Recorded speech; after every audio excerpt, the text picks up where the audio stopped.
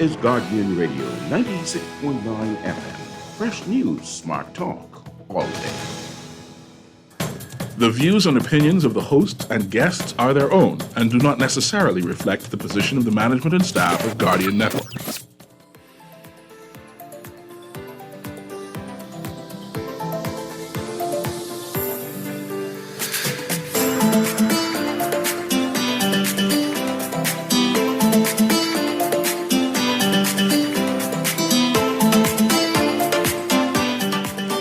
Good morning and welcome to Guardian Radio AM. Today is Tuesday, April 25th, and it's a little after 11 o'clock in the morning. Again, this is C.A. Newry, and I shall be your host for today as we analyze the news. And the news, we understand that an MP was accused for sexual inappropriateness, right? I'm going to be vague, right, over this, right? It's a serious charge. Intimate partner violence. Yes, it was a serious charge. And the advocates for women's rights went hysterical. They got mad, they get vexed. And the reason why they got vexed, they said the response of the police force seems to be laxing, right? This is a delay, right? And in fact, I have an advocate, Aaron Green, here with me, right? And I want to understand the frustration. Why was the women's advocacy group and Behemoths in general so emotive that, hey, police officers, what you all doing? Then there was coincidentally a case, an alleged assault of a woman on a cruise ship. And automatically that person was detained, right? Questions was asked. And then people were saying, how come the MP who's accused wasn't asked any questions? Why is this causing the delay? And then I remember on the break, Aaron Green, we were chatting on previous MPs who were accused of serious crimes, right? And how come named in the public? In contrast to this unnamed MP, right? And why his name wasn't called. And of course, we had a back and forth on what could have been the reasoning. So that's what I'm going to be prodding Aaron on today, trying to understand what exactly is happening, especially as an advocate, speaking about women's rights and attack against women and abuse of women, especially in this climate, and then using the quotes by the Prime Minister, by the Minister of National Security, by former MPs also, to understand whether we are breathing a rape culture, maybe unintentionally, but whether we are breeding a rape culture where women are unsafe in the Bahamas because of what we say or what we do. So, Aaron, you mentioned the Westminster system. Yeah. About parliamentarians should the honorable thing to resign, right? And I'm back and forth on the break. I mentioned that, but the MP was just accused. And I want to know your frustration on that, on why you think he should have been resigned. And then I would say, juxtapose, we had a MP who's charged. Any minute, he go to court. Surely there's a difference. I think I called for him to resign as well, but I think the audience will note that my speech on his matter has been very measured as well in an attempt to not prejudice justice, right? Or not become a barrier or an obstacle to justice. And that's one of the biggest parts of an advocate's job, right? On behalf of someone or on behalf of a constituent, like a group of people. Some of those people may not even be alive yet, but you know that the potential for them to be born. So you advocating on their behalf. You may also be a part of the group that you advocating on behalf of, right? And so you advocate, but you are not necessarily advocating for yourself alone. Even when you advocating on an issue that you're dealing with, you may not be the only person dealing with it, right? And so the job of an advocate is to advocate, but not to become an obstacle, right, in the gaining of whatever it is you're trying to achieve, or to become an obstacle in achieving justice. The Commissioner of Police said he's a professional. The police know what they're doing. They're not going to be angst or prodded by social media to respond quickly. They are measured in terms of why this thing takes time, right? That certain, you mentioned dotting T's and crossing T's and dotting I's. Saying something, these things must be done. But as an advocate, as a woman, and that's going to be suggestive and say, as a woman with women genitalia, do you feel safe in this environment, the Bahamas, and call for an immediate response, a sane response by advocates and the Commissioner of Police said, but we just ain't working on your time. If women does not feel safe, is that the urgency why they're prodding and say, hey, Commissioner, I hear you saying that you need to take time, but I don't feel safe. Yeah, right. But let's not attach that to this particular case, right? But I'm talking about right, the you're whole right. The scenario, not this particular case. But that this has arisen now, women will say, look here, maybe we already weren't feeling safe, right? This is nothing new. We are already acutely aware of the risks that we take going into public by ourselves, attempting to live the lives that we want to live, right? So women have already felt unsafe. And I think a part of it is that there have been some very positive moves in recent in recent times. There's been the creation of a domestic violence, a sexual offenses unit. Again, I think the recreation of that.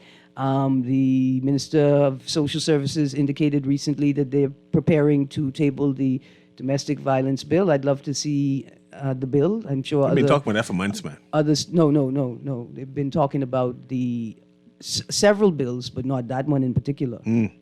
I can tell you that. Not that one in particular.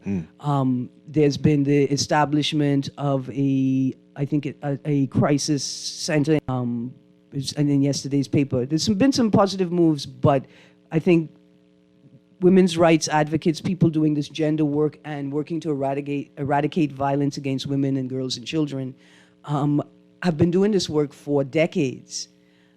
And they're frustrated at the pace with which government moves. And they become increasingly frustrated when the government speaks with what appears to be decisiveness, like they're ready to act, that they take these things seriously. But on the surface and behind the scenes, you can see that they really don't have the political will necessary to achieve the goals that they've set for themselves.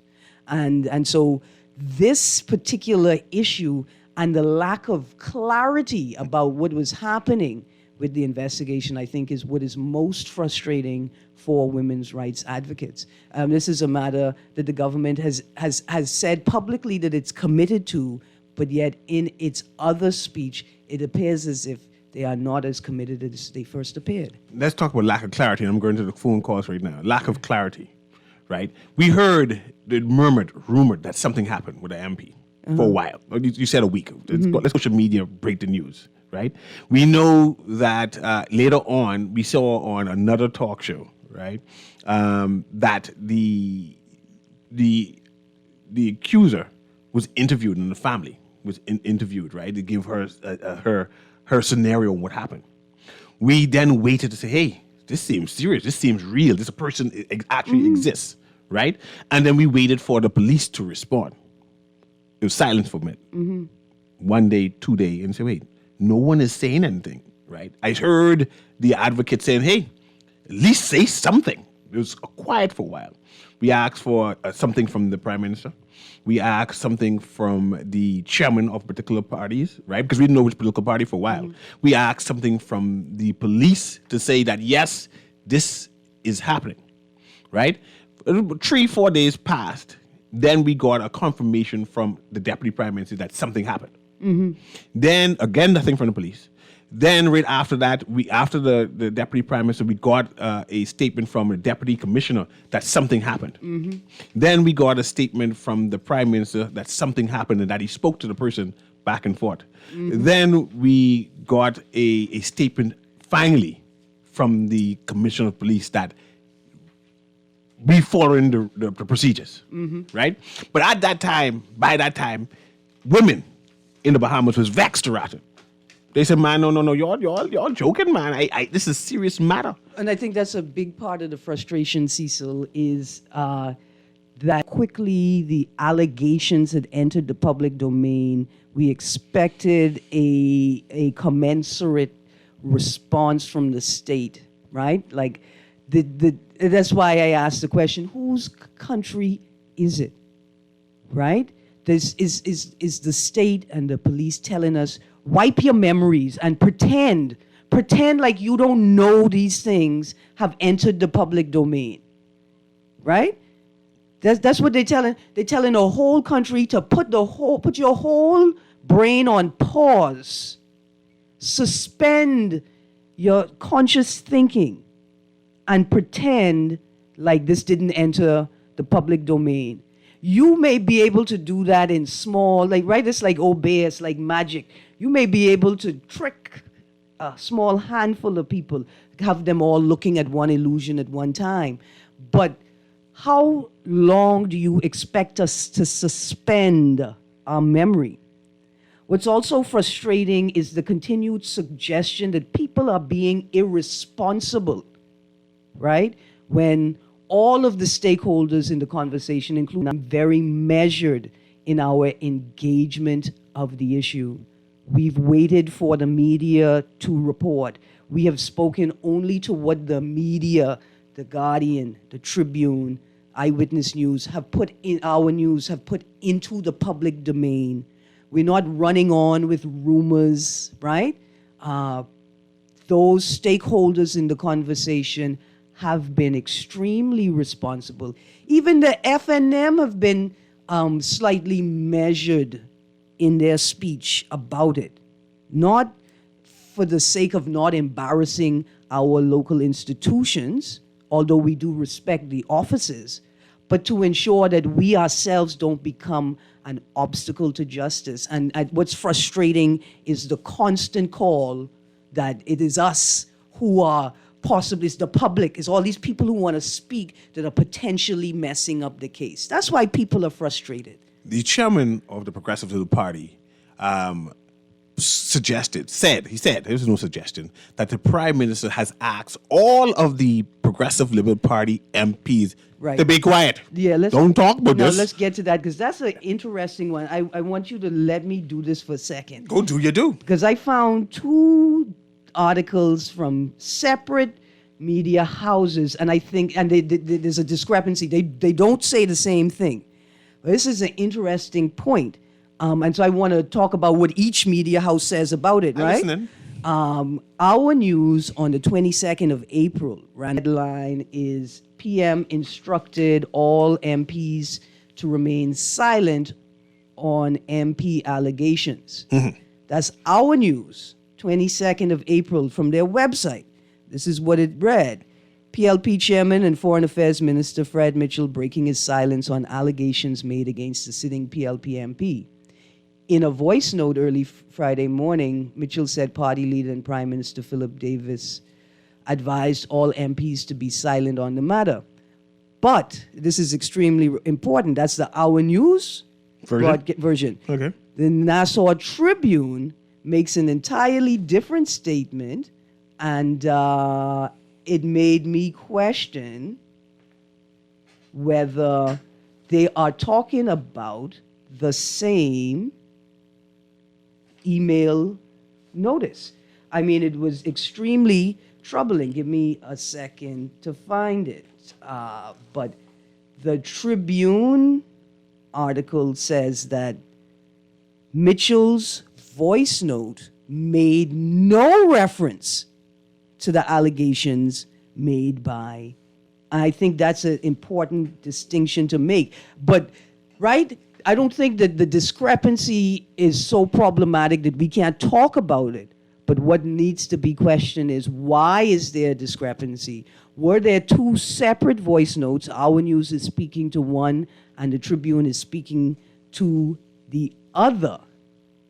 Right? Here it is. The article is Measured Responses on MP Rape Allegations in the Nassau Tribune, dated the 20th of April, 2023. Now, that's a 2-3 day difference, right? So it could possibly be two separate email messages. The Tribune notes in its article in a voice note yesterday that made no reference to the allegations against the MP, Fox Hill MP Fred Mitchell said, quote, "Here's some advice for public figures. Hold your head. There's a time to speak. There's a time for silence. That's what the Bible says." Right now, silence is golden. Close quotes, end of the Tribune article. That's that. Right? So it's two disparate statements on what I am presuming is the same voice note. I know the frequency with which he publishes them. I don't know if people get 2 voice notes a day, 1 voice note a week. Definitely get 1 week. Right. So that was extremely interesting. What is frustrating to advocates and people on the ground is the lack of clarity between the government's messaging, its campaign promises, its policy intention, and its actual policy, right? And enforcement of policy. I want to ask you, as a women's advocate, and I see the phone call. I'm going to come to you next. As a woman advocate, right? Knowing that the young, vibrant women who in politics, aggressive women who have in the past have pushed a woman's agenda, saying women could do this and that they are powerful and they need to be at the table. Knowing that at this present time they are muzzled on this topic. Now, mind you, it could have been a scripted response by the entire party, saying this is the party's position. But instead of being a scripted response that this is what we are saying as a united group, they have the muzzled on them. They ain't talking about it at all. They have no opinion on this at all, right? How do you feel about that?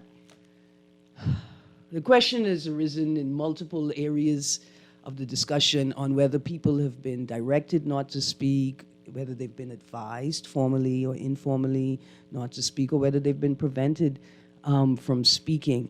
What concerns me most is larger than this particular issue, larger than this particular time, is that it appears that the political class continues to not just assume, but demand that they own everything. They own every conversation. They own every voice at the table.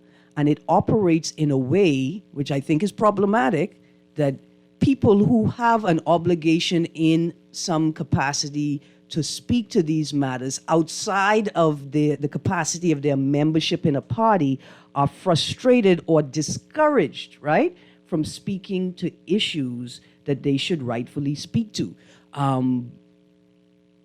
Case in point,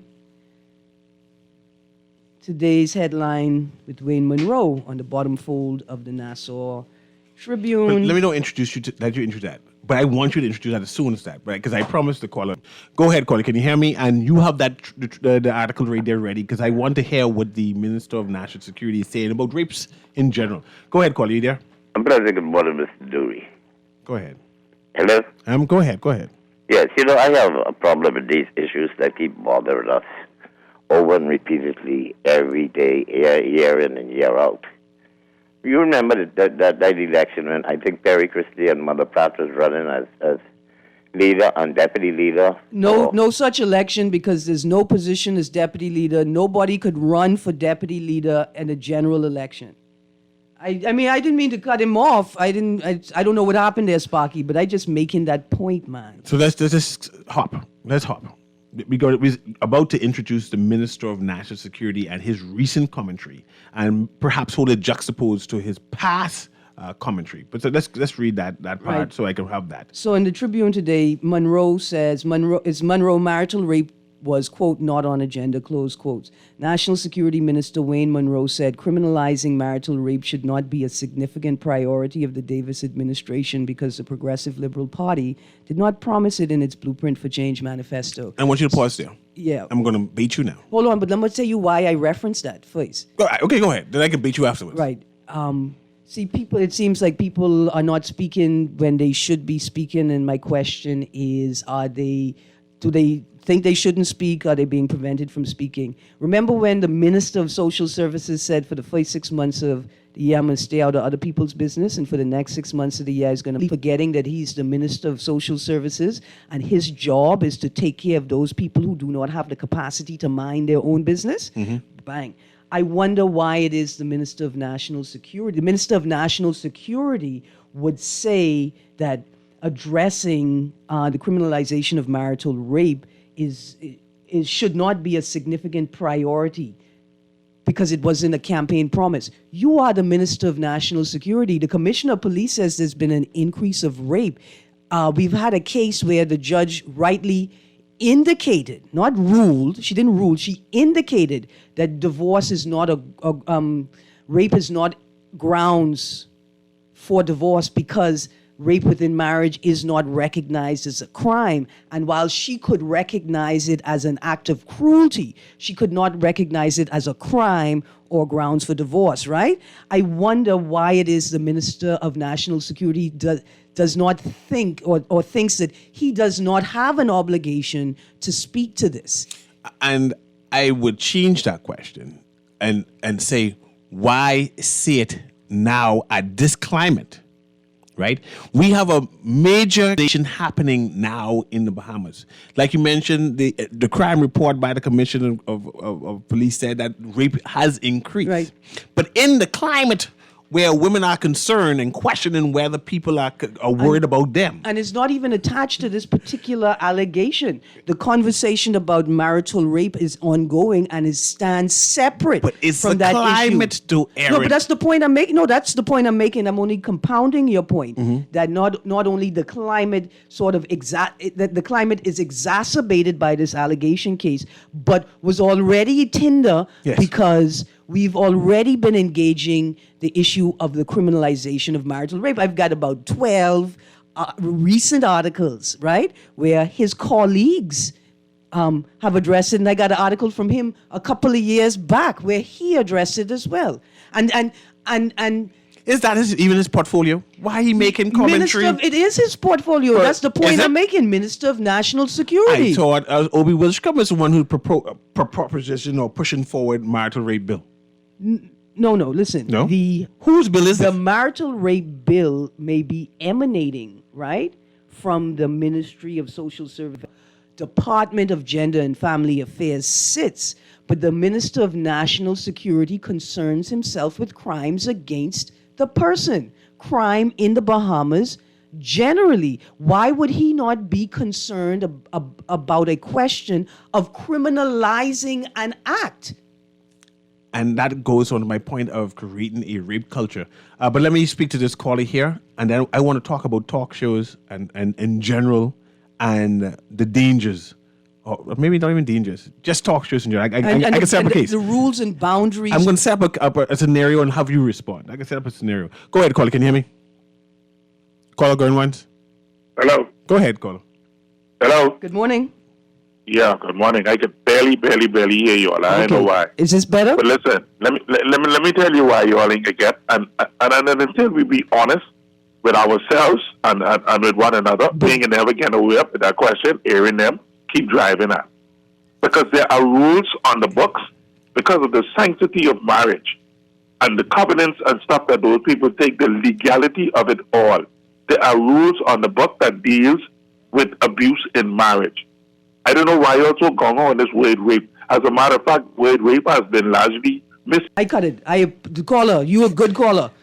Caller, you're a good caller. And I say that like I could make that. But let me Yesterday just you say- said you're glad that they called. No, I am glad that they call. I'm absolutely glad that they call. I mean, I could be honest with you. Dear caller, I'm talking to you right now. I hit that button for me, not for you. I hit the button for me. Yeah. You hurt your feelings? No, he didn't hurt my feelings. So why you hit the button? Did you heard what he said? Like maybe we, what did he say? The agenda, you have an agenda. No, he didn't say that. He didn't use those words. He at called all. your name. But he did not say that I had an agenda, Mr. New. I interpret words He differently. was saying something like, we taking the word rape too seriously. I just put a pause on it. I may have said something inappropriate, and I cut the conversation. That's my You responsibility safeguarding yourself. to me primarily, and to him secondarily, Yeah. and to you thirdly. No, I talk safe. But let me ask this question. Recently, on But a, imagine he said that we taking the word rape too serious. Have you ever been raped, sir? but you know that y'all water down in the word rape. It's not being used. Even the national security say perhaps if you want convictions, you got to use a different Who's word. watering down rape? I'm saying the There word, is. the word rape is offensive. Right. You can't be accusing the And man most of all, raping things. is offensive to rapists. Yeah, can you imagine? We remember the And rapist. somebody is watering down the word rape. I'm glad that you Perhaps reminded me. that's what the caller was saying. That's why I paused it, because I may have said the wrong thing to him, and I don't want to offend him. I mean, I don't necessarily want him to call back right now. He should let me calm down. Yeah, I agree. Right? But what I'm saying is somebody has been watering down the word rape, because like magically overnight, we went from statutory rape, right? Which is the indication that it's a statutory crime. There is no defense. You are not allowed to have sexual intercourse with people under the age of 16. That's simple. They can't say yes, even if yes come out their mouth. But I was we told changed even that. a 7-year-old could give consent, just that we don't acknowledge the consent. Some minister said something like that. The 7-year-olds. Go ahead. The 7-year-old girl could consent to sex, but the court will not recognize I see her how a words. 7-year-old could consent. Neither Either. do I. Flowers and That fruit. was just madness. I wonder who said that. We could call for that person to resign, but don't because that call to see first. Yeah, but no. But this. Good morning, caller. Hello, Aaron. And I apologize, but let me apologize too. Good. Okay. Let me define something for you. Okay. The reason why I say, because if you take something to court and you got a good person like a Fred Smith, your case can get thrown out. Okay. The word rape comes from the Latin word repair. Okay. Mm-hmm. It also comes from the Roman word raptus. Okay, which means the definition of that means to steal, to siege, or to carry away. That's the reason why old people used to say, boy, look how they rape and pillage that village, eh? You don't need another person to perform rape. And this is what the jurists are trying to tell you indirectly. The word which you're looking for, that's why Wayne Monroe say call it something else, is sexual intercourse. Abuse during sexual intercourse is the penetration of another person, of a spouse or another person. What? That is what that means. Rape sounds good, but it is a misused word. And everybody who using it obviously don't know the meaning of it and where it comes from. Well, Thank you very much. Thank you very much, Cole. I appreciate that. I feel you on that one, because the rapist don't use the word when he's raping. He say he enjoying himself. Yeah, and I appreciate that. They say she wanted it. But we need to delve into it, right? Because I think the word itself is less important as the motivation for changing it. But I want you to know that I appreciate the space that you've opened up for discourse. I tell you, that's why, Mr. Newry, every once in a while I lose my head and I call for the whole legal community. You just want everybody resign, man. Like the whole bar association should resign, because you see what the gentleman called in and put on the table, right? Mm-hmm. It's worthy of interrogation. I ain't hear one person from the bar association ever raise that. I just say it. Let me start this next beeline. Recently, I started earlier. Yeah. There was a talk show, right? Who had a former parliamentarian, senior man, big man, who interjected himself into the case, and he, similar to the prime minister, said that he overheard from someplace. They didn't say where. They didn't get the source. Said that people even going through that, right? Said the person the accused ain't even going to put that through. And of course, the lawyer of the accuser came out right afterwards. So we've been watching the word. And mind you, two persons hinted that they hearing statements, and no one know where they get the statements from. That they hearing statements in the news or someplace, and mind you, it doesn't exist. That the accused is not willing to press charges, and clearly she has a lawyer, let me change the question. On another show that we had, I was asking whose job it is to bring about charges. Right. It depends on the charge. It depends on the matter. And I think We talk about this one matter. Talk about this rape matter. But I'm telling you, I saw commentary on the media's suggesting that in virtually all matters, the complainant is required to formally press charges. Now let me stop you right there. We can talk about rape in general. A woman is being sexually assaulted. She went to the police and gave a statement saying, John Brown Green, whoever, right? Molested me in some way. Do they arrest the gentleman because she made a complaint? or do the police do an investigation and depend on the preponderance of the evidence, right? Yeah. They say, yes, there's enough evidence. We can. Basically, right before a charge can be laid, the police have to look at the evidence and make a determination whether they send it to senior officers or they send it to a team in the AG's office, right, to determine whether this case could go forward. There has to be a determination after looking at the evidence gathered. So in a rape case, you may call the accused and you say, look, yeah, this person says so-and-so, and the person get up right away will say, this is ridiculous because I was on another family island. I have my tickets. I have my receipt from my hotel stay. I got a receipt from where we had lunch, and I paid for lunch for my guests. Credit card receipt. I can prove that I was not in the jurisdiction where the alleged crime takes place. So I pause again. Yeah. We have the accuser accusing somebody of being sexually assaulting them. They're making a complaint. I want to know what happens from there. And see, and you start talking, and I know you're trying to be politically correct. I assume there's an investigation. Yeah. And I assume it's the They gather police. evidence, It's the the police, police yeah. who makes the charge, not the accuser who makes the charge. Well, That's why I want to know who makes the charge. Well, in any matter, right? Like, I was being stalked by telephone. As far as I could tell, I couldn't determine. I had no proof that I was being stalked otherwise. I kept a call log. I take it to the station. I tell them somebody is stalking me. Here's the call log. And I say, I give y'all some time. You know, you're a small station. I come back in a month. And they couldn't even find the call log. And I said to them, can I press charges? Like, what's the holdup? They told me, no, they have to go through the evidence and see what's happening. And then I'll ask you this now, right? As part of the investigation, if I tell you Aaron Green, I can make this story up. Say I am a police officer, me, Cecil Newry, I'm a police officer, and you was driving your car, and I was blocking, so you couldn't get on the main road, and I tell you can't pass, and you said, man, I can pass, you know who I am, and you tap me with my car. You, Aaron, you tap me with my car. Right?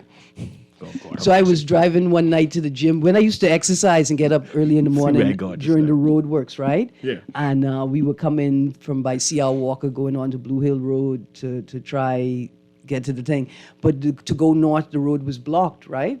So we had witnessed Eating Street from by C.R. Walker North Road, right between Government House and C.R. Walker. And when we turned left, this car just pulled out the corner and blocked us, a plain closed car.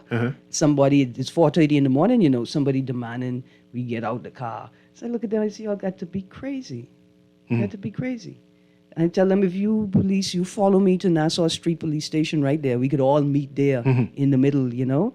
They just showed the car. I think it was a prison officer. I had to ask them if they're crazy. Let's go to the job, which is the call. But so you can't I want to just know you can't just and the delay. Why haven't anyone been asked to come in and give a statement? Just say, man, I wasn't there. No, I know that woman talking about.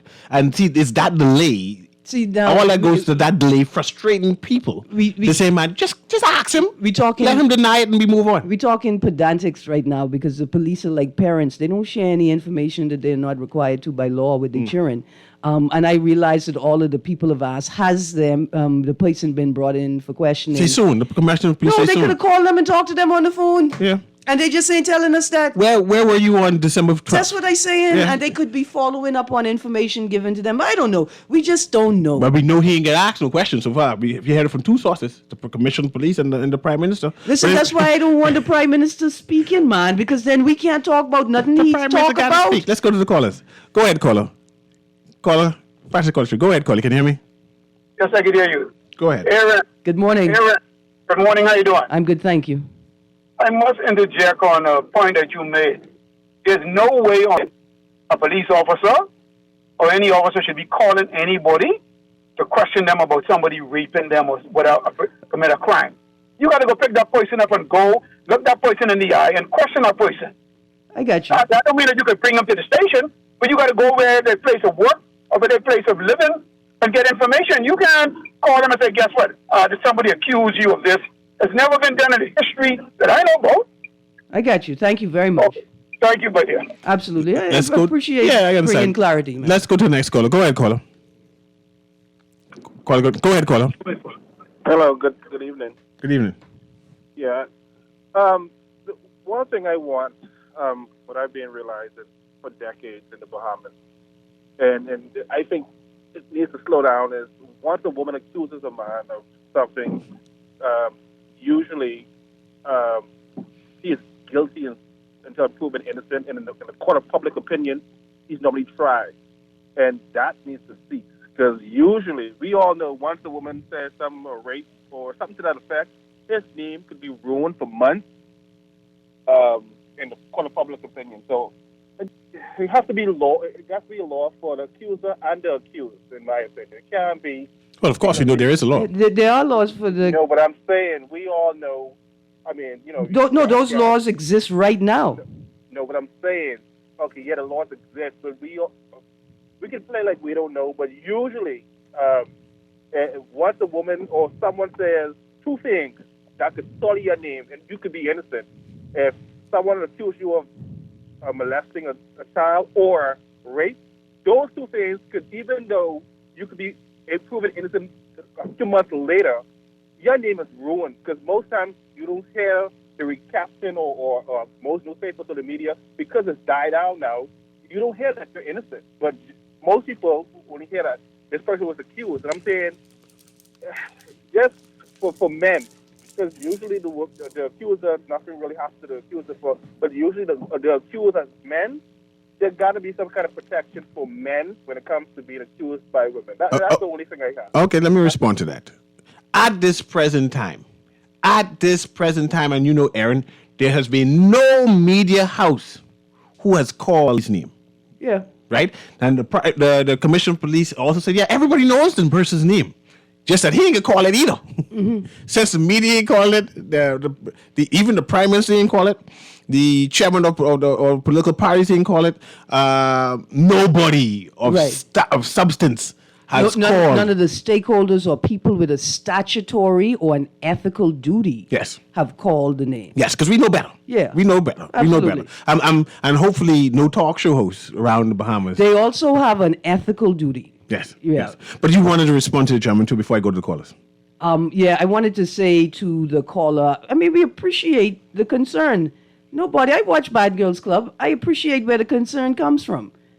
These laws already exist. These laws exist outside of the realm of crimes related to sexual violence. There are procedures and laws, provisions in law that you, the accused, can use to seek justice, recourse, protection, if you have been a part of a malicious prosecution. If it is shown that somebody has lied on you in an attempt to disparage your name.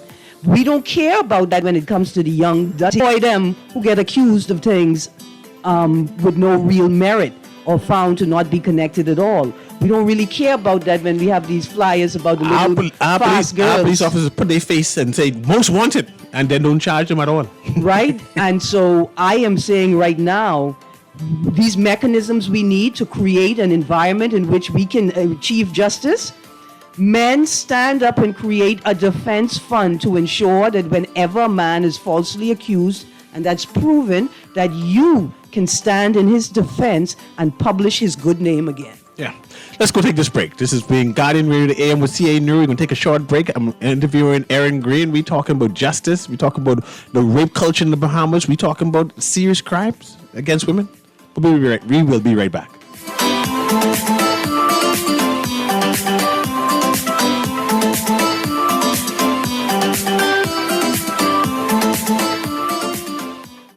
Girl, you see how Cora eye look funny, all black up yesterday? But she say she bump into a wall when she's running after the churn them. Yeah, but last Saturday, you see her arm was all black and blue, right? So what you saying? You think something wrong between her and Jack? I ain't sure, but you know Jack is a jealous man. I hear him and Cora last Friday. I hear him say he hear Cora have eyes for Junior. Now you know that ain't true. Cora is a good woman, does mind her business, take care of them churn, and go to church every Sunday. So what you think we should do? I think ain't nothing, but silence hides violence, and we don't want to line up in the cemetery. Not me.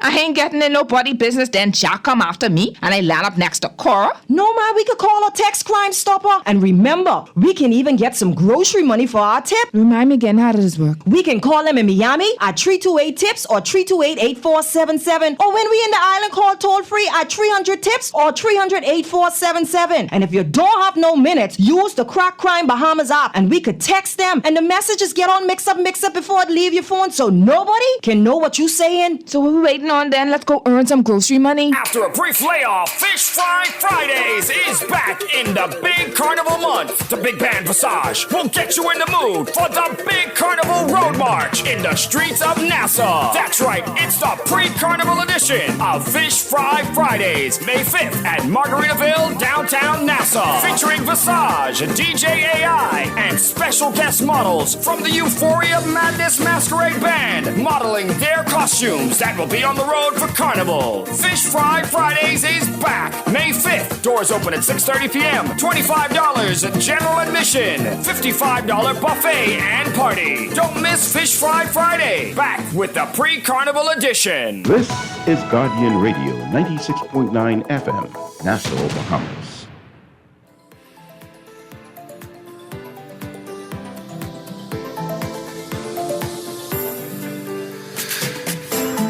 And welcome back to Guardian Radio in the AM. This is CA Newry, and we're talking serious matters that entire Bahamas, serious matters that impact women in general. I think that we are breeding a rape culture, a culture where women aren't really safe, but that's just me, right? And this is why I continue to prod and I continue to allow Aaron to make sure that this conversation is had and macinated on the talk show. But before the break, the last caller mentioned that men are concerned about their reputation being diminished, and there must be a process to make sure that men are kept safe, that men are vulnerable, especially when it comes to women, because women can accuse you. And this is why I mentioned this to Ed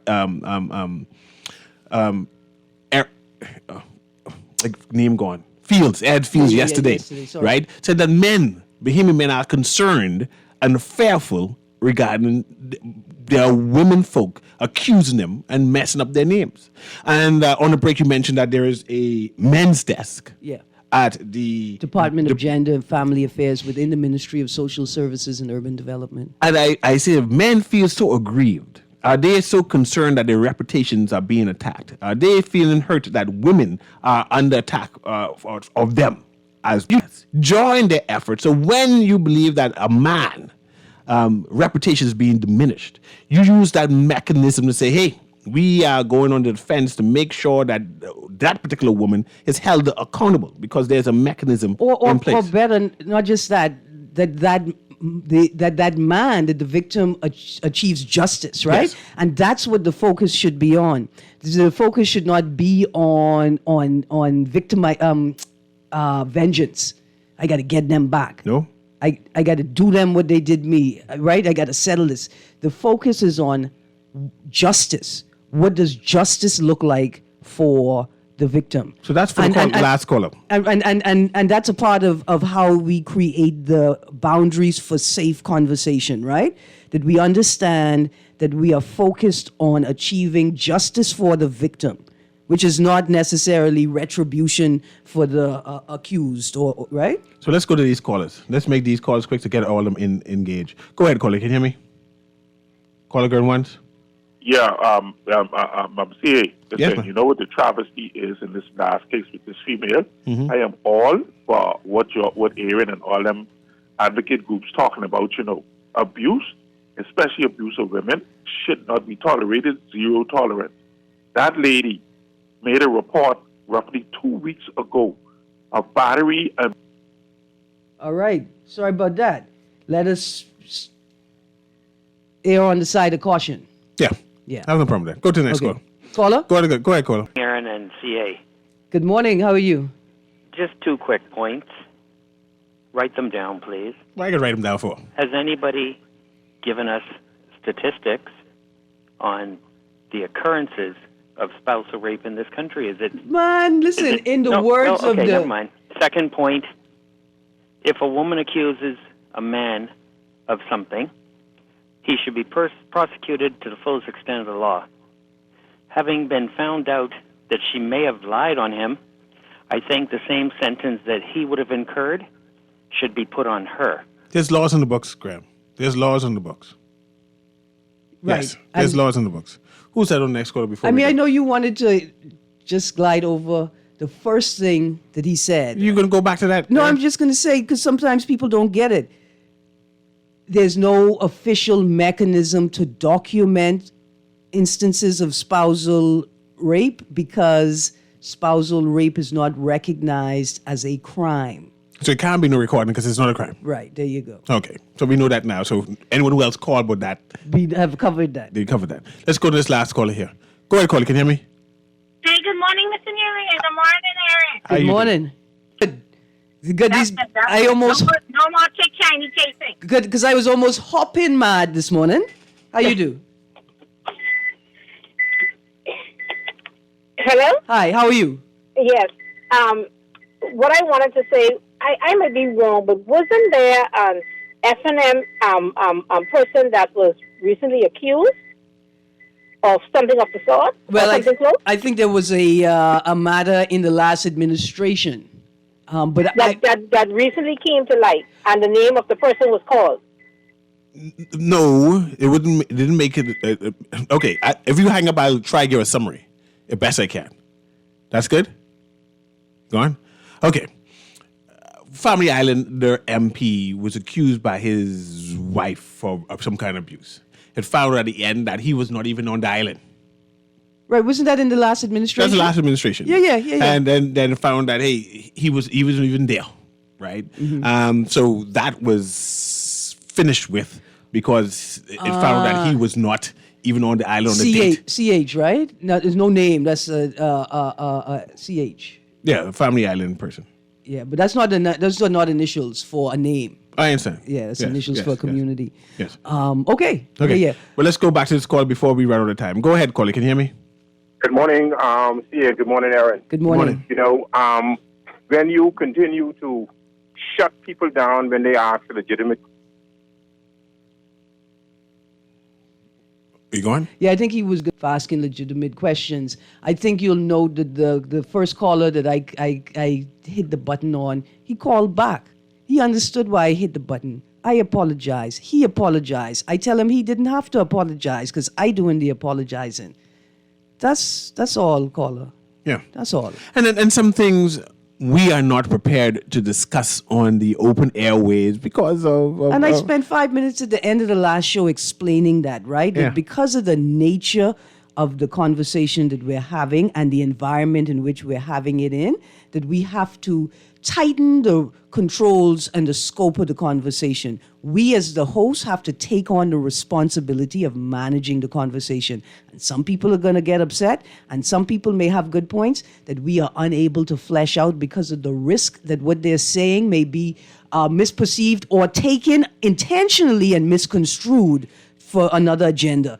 That's what it is. And I want to say that this issue, this particular thing that is happening now, which is machinating to the courts and the courts of public opinion at this present time, is a serious matter. Mm-hmm. It impacts 2 lives and of course, extension of families, right? Yeah. And we don't know what happened, but we want to give it a fair chance that when it's hashed out, justice prevails. Right. And right? I came today with a point that was soundly thought out and documented, right? But advised to err on the side of caution. Don't concern yourself with whether you are right, but concern yourself about whether you're doing the right thing, right? And whether what you have to say is beneficial to the whole. Just being right in and of itself is not enough to join the public platform. You have to ensure that you will not become an obstacle or a barrier to justice for others. But now I want to summarize. I'm going to summarize 1 or 2 things I had concern with. Yeah. I am concerned. I see if a caller here. I don't know how it's going to summarize, but I want everyone to have a chance to talk to. So patch the caller through there, producer. Let me give them 30 seconds and I'll do my summary. Go ahead, caller. Hey, yes, Mr. Newry. It's me. I'm calling back. Mm-hmm. I appreciate your summary. However, I feel like the police are saying that they're so double standard, but it is.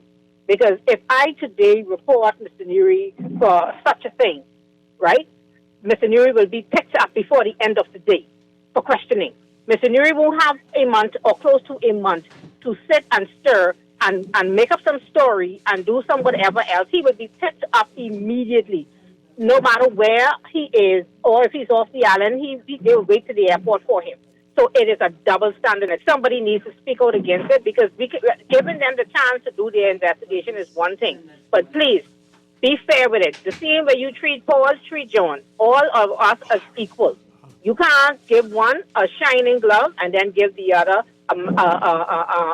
paper towel to wear. That's wrong. If you pick John up for it, pick the next man up for it. Question him immediately, like you do everybody else. I understand, and I appreciate your call, and I understand your concern, and that continues to be a concern, particularly amongst women, in terms of they wanted an immediate response to know that justice is happening. Yeah. And the delay by the Deputy Commissioner of Police, then the Commissioner of Police, to say that this is the steps that we are taking, allowed people to imagine, allowed people to question whether the police force is competent or not. And that's unfortunate. And I'm not sure if our Commissioner of Police is appreciating that. If they came earlier and said that we heard that there's a case, we are investigating the matter. However, there's a number of things that we will follow through, which may seem to be a delay to you. However, we know what we're doing. If he had said that 3-4 days ago. BK right? Bonamy has spoken. Like, I'm what it is he has said in the public domain. Mm-hmm. I think he did exactly what you did. What you said should have been done, right? I'm not. That's days afterwards when social media is going crazy and creating stories. This was what I was part of the summary. Immediately, right? Immediately. And this is after politicos came on talk shows and given testimony of evidence that is happening, where people asking, where you get that from?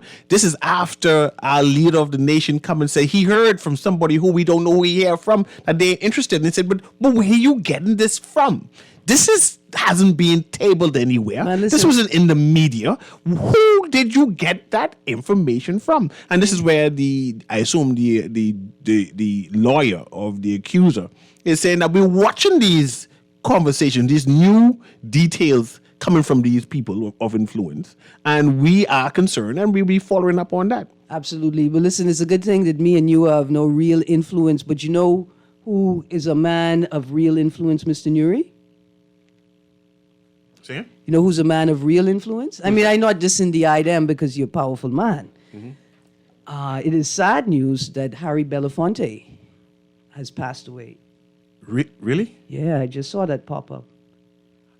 He dies at 96. And you know the closeness of Harry Belafonte with our own national hero, Sidney Poitier. I don't think we understand the connectivity. Right, that Harry Belafonte and Sidney Poitier would have raised money with their peers, from Bahamians, from regular. They raised money to go down to the American South and help the freedom fighters to free people who had been jailed because they were fighting for African Americans, people of African descent, to have rights in the United States of America. Harry Belafonte, along with our own Sir Sidney Poitier, was a true and real freedom fighter. I would go as far as to say, as few people realize, who don't follow Bahamian history, that is, that Harry Belafonte came to the Bahamas as part of our civil rights movement with Sidney Poitier and campaigned for majority rule in 1967 on behalf of disenfranchised Bahamian. So he is also a part of our history, and he has impact on our immediate history. Yeah, I want to say, you want to be a real change agent, freedom fighter, political leader, you got examples right in front of you. They worked tirelessly, and they demanded no salute or celebration. Anyway, this has been Guiding Radio with AM with CA Newry. You have a wonderful day. Mr. Taliban.